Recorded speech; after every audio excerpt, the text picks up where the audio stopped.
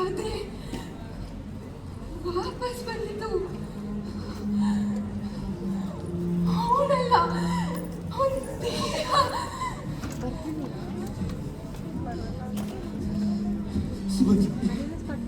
ದಯವಿಟ್ಟು ನಿನ್ನ ಸಂಕಟ ನಂಗೆ ಅರ್ಥ ಆಗುತ್ತೆ, ಅಂದ್ರೆ ಇದಕ್ಕೆಲ್ಲ ಪರಿಹಾರ ಕೊಡೋ ಶಕ್ತಿ ನನಗಿಲ್ಲ.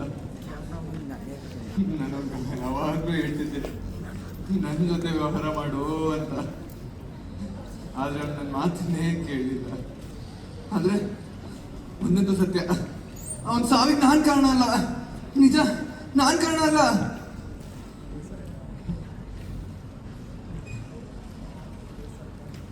ಆಗ್ಲೇ ಒಂದು ಮುಖ್ಯವಾದ ಕೆಲಸ ಅಂದೆ ಅಲ್ಲ, ಅದು ಇದೆ. ತಗೋ, ಇದರಲ್ಲಿ 5 ಲಕ್ಷ ರೂಪಾಯಿ ದುಡ್ಡಿದೆ. ಈ ದುಡ್ಡು ನಂಗೆ ಕೊಡ್ತಿರೋ ಕಾರಣ ಕಾರಣ ಕಾರಣ ನಾನು ಅವ್ನು ಕೊಡ್ಬೇಕಾಗಿರೋ ಬಾಕಿ ಹಣ ಅಂತ ತಿಳ್ಕೊ. ಇಲ್ಲಾಂದ್ರೆ ಅವ್ನ ವ್ಯಾಪಾರ ಕರ್ಕೊಂಡೋಗಿ ಈಗ ಆಯ್ತಲ್ಲ ಅನ್ನೋದಕ್ಕೆ ತಪ್ಪು ದಂಡ ಅಂತ ನಾನು ತಿಳ್ಕೊ. ದಯವಿಟ್ಟು ಸುಭದ್ರೆ ಈ ದುಡ್ಡು ತಗೋ. ಏನೇ ಆದ್ರೂ ನಿನ್ನ ಜವಾಬ್ದಾರಿ ಕೂಡ ನಂದೇ. ಏನಂದ್ರೆ ನೀನು ನನ್ನ ಜವಾಬ್ದಾರಿ ವಹಿಸ್ಕೋತ್ಯಾ? ಮುಟ್ಟಾಳ. ಫಸ್ಟು ಸ್ವಂತ ಬದುಕನ್ನ ನೆಟ್ಟಗೆ ಮಾಡ್ಕೊ, ಆಮೇಲೆ ನನ್ನನ್ನು ಉದ್ಧಾರ ಮಾಡಕ್ ಬರುವಂತೆ. ನೀನೇನ್ ಬೇಕಾದ್ರೆ ತಿಳ್ಕೊ ಸುಭದ್ರ, ಆದ್ರೆ ದಯವಿಟ್ಟು ಹಣ ತಗೋ. ಇಲ್ಲ ಅಂದ್ರೆ ನಿನ್ ಗಂಡನ ಸಾವಿಗೆ ನಾನ್ ಕಾರಣ ಅನ್ನೋದನ್ನ ಒಪ್ಕೋಬೇಡ. ಅಥವಾ ಈ ಜನ ಹೇಳೋ ರೀತಿ ನಿನ್ನ ಮೇಲಿನ ಆಸೆಗೋಸ್ಕರ ನಾನು ಕೊಲೆ ಮಾಡಿಸ್ದೆ ಅನ್ನೋದನ್ನ ಮಾತ್ರ ನಂಬೇಡ. ಪ್ಲೀಸ್ ಈ ಹಣ ತಗೋ. ಬೆಳಿಗ್ಗೆಯಿಂದ ಈ ಹಣನ ಯಾರ್ಯಾರಿಗೋ ಕೊಡ್ಬೇಕು ಅಂತ ತಿರ್ಗಾಡ್ತಿದ್ದೆ, ಆದ್ರೆ ಈಗ ಅರ್ಥ ಆಗ್ತಿದೆ ಇದು ನಿನ್ ದುಡ್ಡು, ನಿನಗೆ ಸೇರ್ಬೇಕಾಗಿರೋದು. ದಯವಿಟ್ಟು ಇದರಿಂದ ನನಗೆ ಮೋಕ್ಷ ಕೊಡ್ಸು.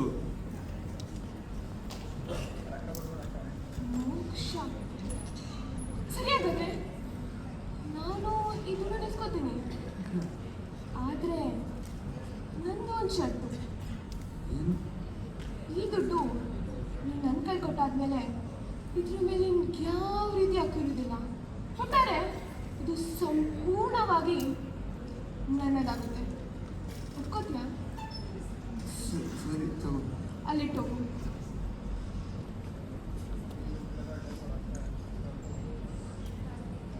ಸರಿ ಮಾಡ್ತೀನಿ.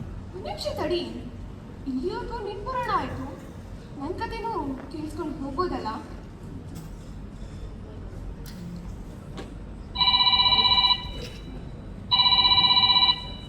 ಹಲೋ, ಹೌದು ದಿವಾಕರ ಭಟ್ಟನೇ ಮಾತಾಡ್ತಿರೋದು. ತಪ್ಸೋದಿಲ್ಲ ಮಾರ್ರೆ, ಬಂದೇ ಬರ್ತೇನೆ, ತಡ ಮಾಡೋದಿಲ್ಲ. ಹಾಗೂ ನಾನೇನಾದ್ರು ತಡ ಮಾಡಿದೆ ಅನ್ಸಿದ್ರೆ ರಾಮನ್ ಪೇಟೆಗೆ ಮುಗಿಸಿ ಚಾಲಕನ ಪ್ರವೇಶ ಮಾಡಿಸಿ ಬಂದೇ ಬರ್ತೇನೆ, ತಪ್ಸೋದಿಲ್ಲ. ಹಾ ಸರಿ, ಹೇಳ್ತೇನೆ. ಹಾಗಾದ್ರೆ ಶುರು ಮಾಡ್ಲ ನನ್ನ ಕಥಾನಕ? ಪ್ರೇಕ್ಷಕ ಸಿದ್ಧನಾಗಿದ್ದೇನೆ.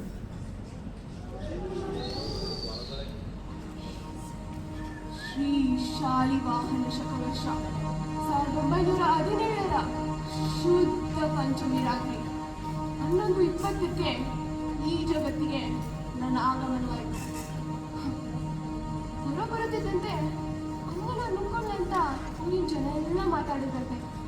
ಆದ್ರೆ ಆ ಬಿಸಿ ತಾಗದ ಹಾಗೆ ಅಪ್ಪ ಅಮ್ಮ ಎರಡೂ ಆಗಿ ನನ್ನನ್ನು ಸಾಕ್ತಾ ಇರು ನನ್ನ ತಂದೆ ಘನಪಾಟಿ ವೆಂಕಟಾಚಲ ಶಾಸ್ತ್ರಿಗಳು. ಹೆಸರು ಘನವಾಗಿದ್ರು ಆಸ್ತಿ ಮಾತ್ರ ಶೂನ್ಯ. ಮೊದಲು ನನಗೆ ಮಹಾಭಾರತ ರಾಮಾಯಣದ ಕಥೆ ಹೇಳ್ತಿದ್ರು, ನಂತರ ವೇದದ ರುಕ್ಕುಗಳನ್ನು ಘನಪಾಠ ಮಾಡಿಸಿದ್ರು.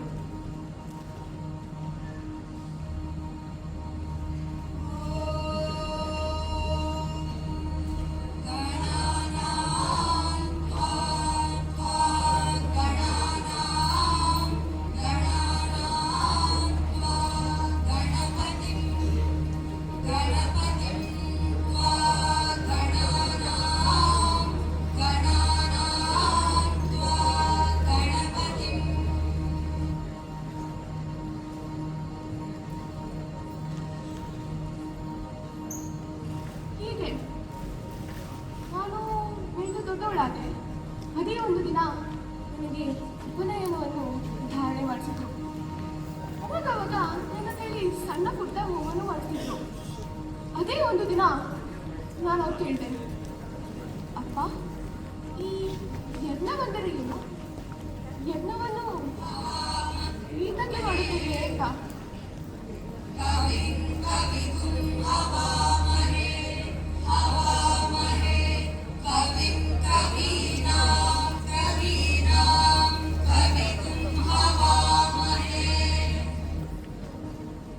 ಈ ಯಜ್ಞ ಅಂದ್ರೆ ಏನಂತ ಅನ್ಕೊಂಡೆ ಕೋಸೆ?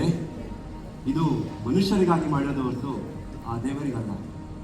ಈ ಅಶ್ವಮೇಧ ಯಾಗದ ಬಗ್ಗೆ ನೀನು ಕತೆ ಕಾದಂಬರಿಲೆಲ್ಲ ಕೇಳೇ ಇರ್ತೀಯ ಅಲ್ವಾ? ಸಾಮ್ರಾಟರಾಗಬೇಕನ್ನವರು ಆ ಕುದುರೆಯನ್ನು ಬಳಸಿಕೊಂಡು ಚಕ್ರವರ್ತಿ ಆಗುತ್ತಾರೆ. ನಂತರ ಅದೇ ಕುದುರೆಯನ್ನ ಈ ಯಜ್ಞದಲ್ಲಿ ಆಹುತಿ ಮಾಡ್ತಾರೆ. ಆದ್ರೆ ಅದು ಪ್ರಾಣಿ ಹತ್ಯೆ ಆಗೋದಿಲ್ಲ ಅಪ್ಪ. ನಿಜ, ಇವತ್ತಿನ ಅರ್ಥದಲ್ಲಿ ಅದು ಪ್ರಾಣಿ ಹತ್ಯೆ.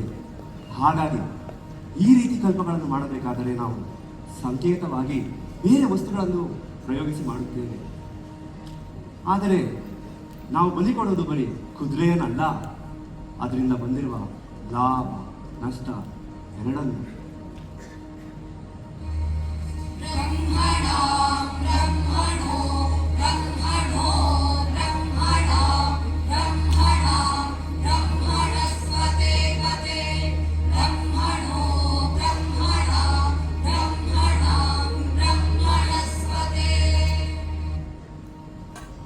ಈ ಯಜ್ಞದಲ್ಲಿ ಸ್ವಾಹ ಅಂತ ಹೇಗೆ ಹೇಳುತ್ತೇವೆ ಹೇಳು?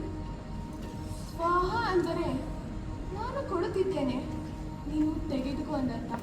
ನಂತರ ಇದಂ ನಮಮ ಅಂದರೆ ಇದು ನನ್ನದಲ್ಲ.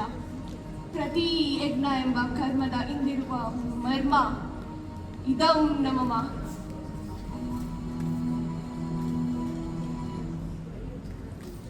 ಬಹಳ ಚೆನ್ನಾಗಿತ್ತಲ್ಲ ನಿನ್ ವ್ಯಾಖ್ಯಾನ.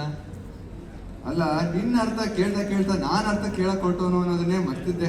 ಅಯ್ಯೋ, ಒಂದು ನಿಮಿಷ ತಡಿ, ನನ್ನ ಈ ವ್ಯಾಖ್ಯಾನಕ್ಕೆ ನನ್ನ ಹೇಳಿ ನಾನು ಕಳಿಸ್ಕೊಡ್ತೇನೆ.